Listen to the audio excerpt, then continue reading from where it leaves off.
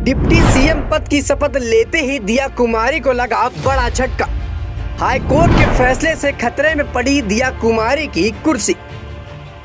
संविधान में नहीं डिप्टी सीएम पद का कोई उल्लेख।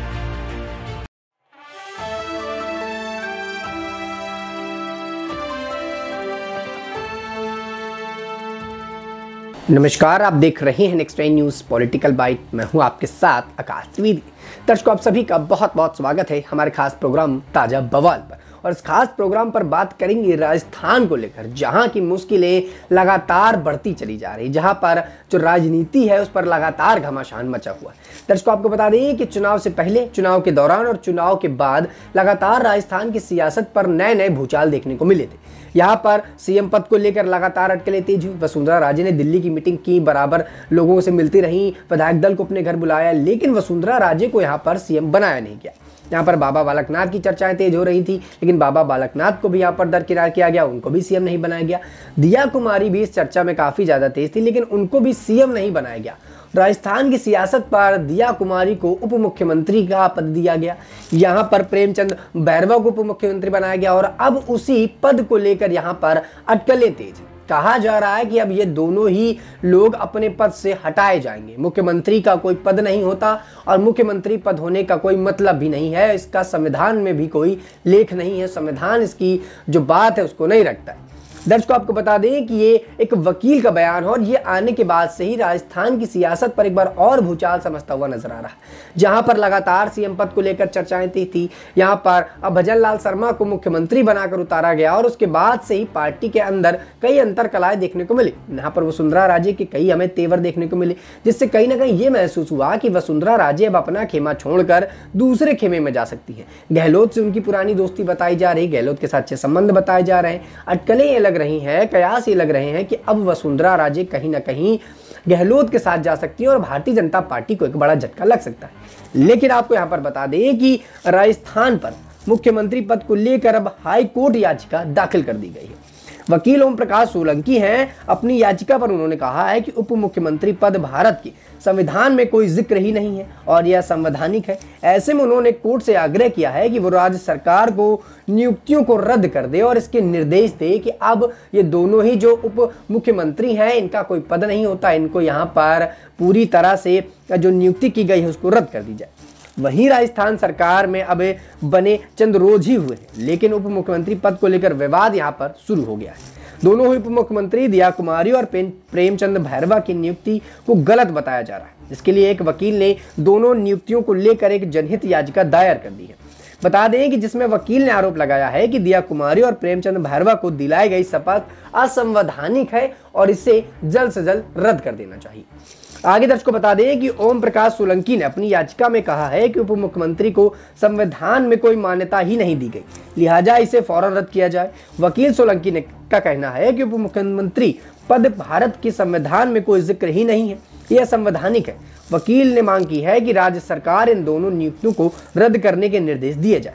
वही शुक्रवार 15 दिसंबर को राजस्थान में नई सरकार का शपथ ग्रहण समारोह हुआ था, जिसमें मुख्यमंत्री भजन लाल शर्मा ने के साथ दो और लोगों ने यहां पर शपथ ली उप मुख्यमंत्री पद की। पहली थी दिया कुमारी, दूसरे थे यहां पर प्रेमचंद भैरवा। अब ऐसे में उप मुख्यमंत्री पद की शपथ उन्होंने ले तो ली, लेकिन इस शपथ ग्रहण समारोह ने प्रधानमंत्री नरेंद्र मोदी, गृह मंत्री अमित शाह और बीजेपी के राष्ट्रीय अध्यक्ष जेपी नड्डा समेत तमाम केंद्रीय मंत्री और पार्टी के दिग्गज नेताओं की शिरकत हुई। उन्होंने यहाँ पर इस पद को दिलाया, लेकिन अब एक वकील का यह कहना है सोलंकी का कि ये पूरी तरह से संवैधानिक है, इसका हमारे संविधान में कोई औचित्य नहीं, कहीं इसके बारे में कहा नहीं गया, इसको तुरंत जल्द से जल्द रद्द कर देना चाहिए। वहीं दर्शकों, आपको बता दें कि इतना सब होने के बाद इसके साथ वहां पर जब मुख्यमंत्री पद की शपथ ली जा रही थी, उस दौरान यहां पर बीजेपी समेत कई और बड़े सीएम भी शामिल हुए थे, जिसमें यूपी के सीएम योगी आदित्यनाथ, गुजरात के सीएम भूपेंद्र पटेल, महाराष्ट्र के सीएम एकनाथ शिंदे और मध्य प्रदेश के नए सीएम मोहन यादव भी शामिल है। बता दें आपको कि राजस्थान में 200 में से 199 सीट पर मतदान हुआ था। मध्य प्रदेश में कांग्रेस और बीजेपी के बीच कांटे की टक्कर थी। इस चुनाव में बीजेपी 115 सीट पर अपनी जीत दर्ज कर शानदार जीत दिखाई थी। वही कांग्रेस को सिर्फ 69 सीटों पर ही संतोष करना पड़ा। 3 दिसंबर को आए नतीजों के बाद ये तमाम अटकलों का विराम लगते हुए बीजेपी ने मुख्यमंत्री पद के लिए भजन लाल शर्मा का नाम की घोषणा कर दी। वहीं राज्य में पहली बार 2 उप मुख्यमंत्री बनने का भी ऐलान कर दिया गया। दर्शकों आपको बता दें कि यहाँ पर डिप्टी सीएम यानी कि उप मुख्यमंत्री पद को लेकर लगातार चर्चाएं तेज हैं।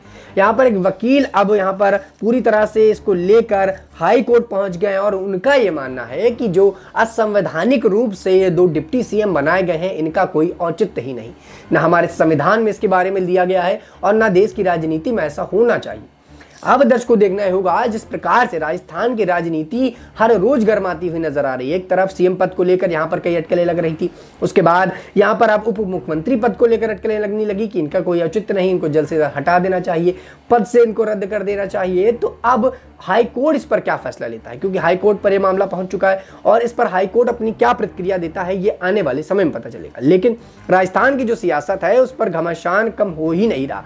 यहाँ पर वसुंधरा राजे की जो अटकलें लग रही हैं उससे कई कयास लगाए जा रहे हैं। यहाँ पर भजन लाल शर्मा जब से सीएम बने हैं यहाँ पर तब से अटकलें लग रही हैं। क्या भारतीय जनता पार्टी अब से जो है हिंदुत्व कार्ड खेल रही है और यहाँ पर जिस प्रकार से उन्होंने ब्राह्मण समुदाय के एक व्यक्ति को उतारा है आज सीएम के लिए, तो क्या केंद्र के चुनाव में वो वोट बटोर सकेगा।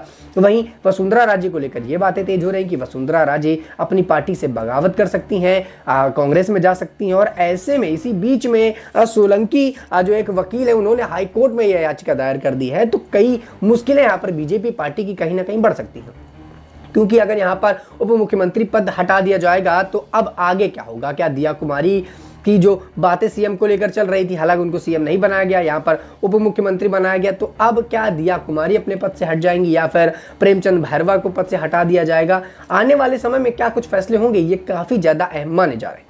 दर्शकों इस पूरे मुद्दे पर आप अपनी क्या राय रखते हैं? क्या आने वाले समय में ये दोनों ही पद निरस्त कर दिए जाएंगे? क्या आने वाले समय में भारतीय जनता पार्टी ने जो वर्चस्व का दिमाग लगाया था, अचानक की नीति लगाई थी, क्या वो फेल हो जाएगी? क्योंकि भारतीय जनता पार्टी ने अलग अलग राज्यों में अलग अलग जाति समुदाय के यहाँ पर लोगों को उतारा है ताकि केंद्र के चुनाव में वो वोट बटोर सके। अब केंद्र के चुनाव में ऐसे में 2 जो डिप्टी सीएम है उनकी निरस्तता अगर होती है तो क्या यहाँ पर वो दिमाग जो बीजेपी ने लगाया था चुनाव बटोरने के लिए क्या वो होता हुआ नजर आएगा या फिर नहीं? दर्शकों इस पूरे मुद्दे पर आप अपनी क्या राय रखते हैं नीचे कमेंट सेक्शन में हमें जरूर बताइएगा और ऐसी ही तमाम खबरों जानने के लिए देखते रहिए नेक्स्ट 9 न्यूज़ पॉलिटिकल बाइट। धन्यवाद।